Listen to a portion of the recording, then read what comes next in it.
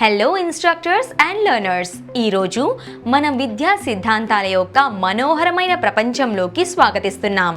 మనం నేర్చుకునే మరియు బోధించే విధానాన్ని రూపొందించే కాన్సెప్ట్స్ను తెలుసుకుందాం. అటువంటి ప్రభావవంతమైన మోడల్ ఎడ్గర్ డేల్ యొక్క cone of experience. Edgar Dale యొక్క కోన్ ఆఫ్ ఎక్స్పీరియన్స్ని అధ్యయనం చేసే లక్ష్యాలు. డేల్ యొక్క కోన్ ఆఫ్ ఎక్స్పీరియన్స్ ఏమిటి?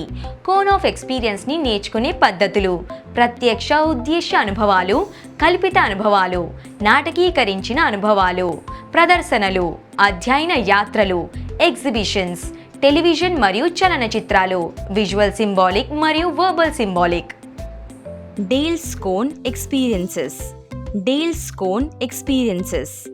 డేల్ కోన్ యొక్క అనుభవం అనేది సూచన రూపకల్పన మరియు అభ్యాస ప్రక్రియకు సంబంధించిన అనేక సిద్ధాంతాలను కలిగి ఉన్న నమూనా. 1960 యొక్క దశకంలో ఎడ్గర్ డేల్ అభ్యాసకులు ఏం వింటున్నారో, ఏం చదువుతున్నారో లేదా గమనించుతున్నారో వాటికి విరుద్ధంగా వారు చేసే దాని ద్వారా మరింత సమాచారాన్ని కలిగి ఉంటారని సిద్ధాంతీకరించారు. అతని పరిశోధన అనుభవం కోన్ యొక్క అభివృద్ధికి దారితీసింది. నేడు ఈ learning by doing experimental learning లేదా యాక్షన్ లెర్నింగ్ అని పిలువబడింది. డేల్స్ కోన్ ఆఫ్ ఎక్స్పీరియన్స్ అనేది కోన్ దిగువన ఉన్న కాంక్రీట్ అనుభవాల నుండి మొదలై వివిధ దశలను కలిగి ఉండే దృశ్యమాన నమూనా. ఆపై అది కోన్ యొక్క శిఖరానికి చేరుకోవడంతో మరింత విముక్తమవుతుంది. కోన్లోని అమరిక ప్రమేయం ఉన్న ఇంద్రియాల సంఖ్యపై ఆధారపడి ఉంటుంది. నేర్చుకునేటువంటి మరిన్ని ఇంద్రియాలను ఎంపిక చేయడం మరియు బోధించడం అనేది ఒక సూత్రం. అభ్యాసం మరింత మెరుగ్గా ఉంటుంది. అయితే అభ్యాసకుడికి నైపుణ్యాన్ని మార్చడంలో లెర్నర్స్ ఉపయోగించాల్సిన ఏకైక ప్రభావవంతమైన అనుభవం కాంక్రీట్ అనుభవాలు అని దీని అర్థం కాదు. ప్రతి దశలో అనుభవాలు మిశ్రమంగా ఉంటాయి మరియు పరస్పర సంబంధం కలిగి ఉంటాయి.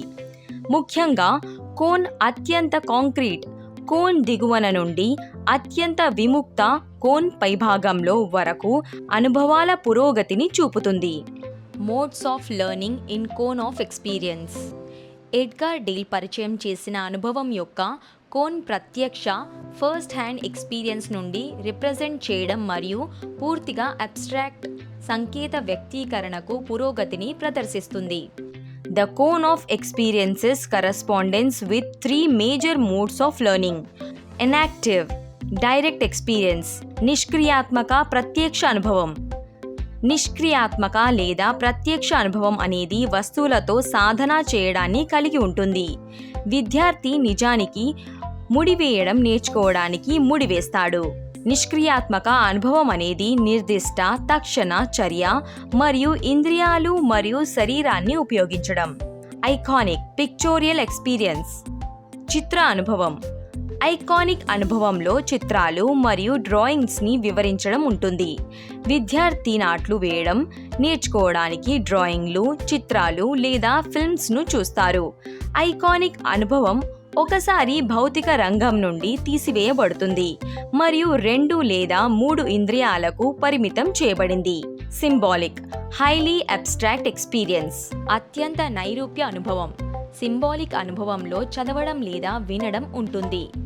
ఐకాన్స్లను కలిగి ఉంటుంది. ఉదాహరణకి, విద్యార్థి నాట్ అనే పదాన్ని చదివి లేదా విని మనస్సులో ఒక చిత్రాన్ని ఏర్పరుస్తుంది. ప్రతీకాత్మక అనుభవంలో చర్య దాదాపు పూర్తిగా తీసివేయబడుతుంది మరియు అనుభవం ఐడియాలకు పరిమితం చేయబడింది.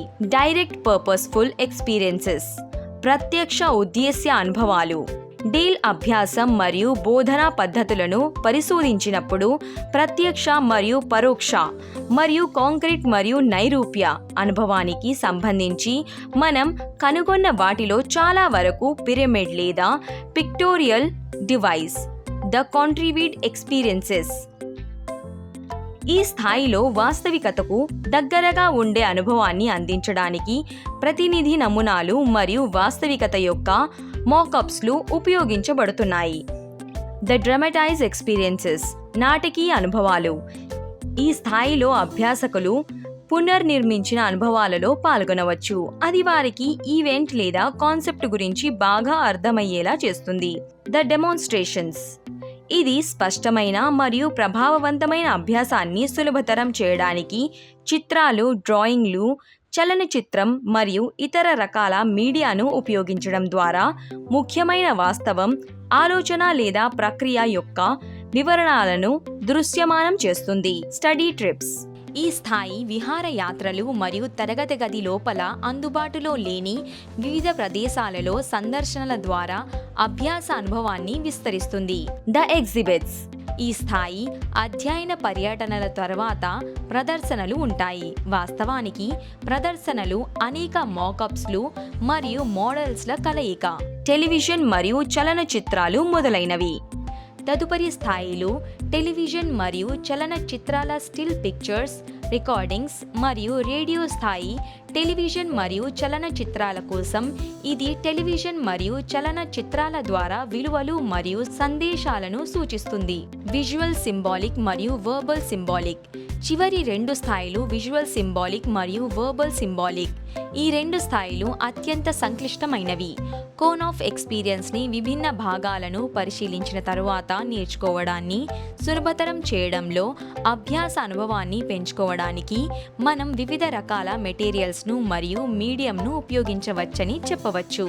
ఒక మీడియం సరిపోదు కాబట్టి అభ్యాసకులకు ప్రయోజనం చేకూర్చేంత వరకు అనేక మీడియంను కలపడానికి ప్రయత్నించడంలో తప్పులేదు.